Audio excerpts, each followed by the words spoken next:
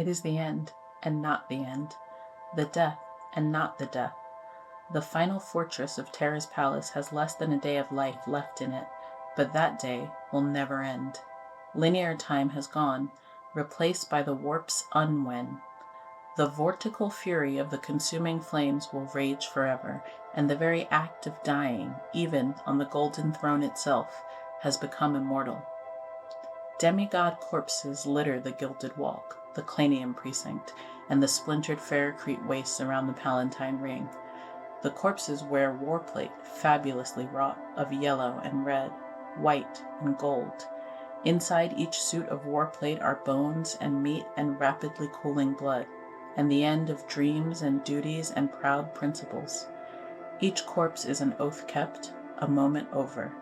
Each one is an ended history of prestigious deeds and courage that knew no fear. Each one contains a life story that no one will ever tell, for the remembrances are all gone.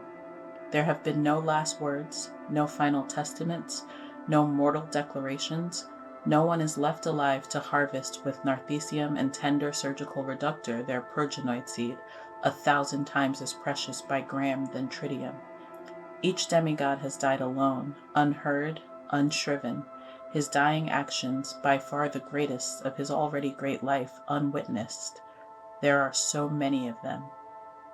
Whatever else this endless day is, it is the end of the Astartes as anything more than elite strike troops. They will never be preeminent and numberless again. Their banners are trampled underfoot, or soaked in gore, or matted with mud. They drape over some corpses like winding sheets. The symbols they marched under and believed in with their entire beings shroud them in death. The umbratic symbols of the foe are still raised. The great unblinking eye gazes from 1,000 banners, staring with mad glee at the devastation wrought by those who hold it aloft. The red and Yvonne traitor banners flutter in the smoke-stained, fire-lit twilight, flapped like bat wings by the Holocaust gales, shivered like goose flesh by the constant dysphonic roar of traitor voices. More banners, and still more, are being manufactured to join those already raised.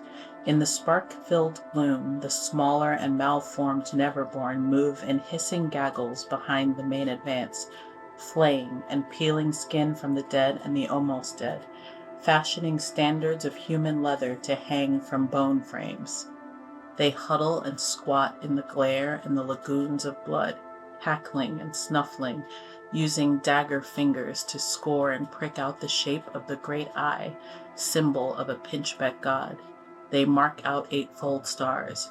They whisper names to themselves and shudder with anticipation every time that name is the Dark King.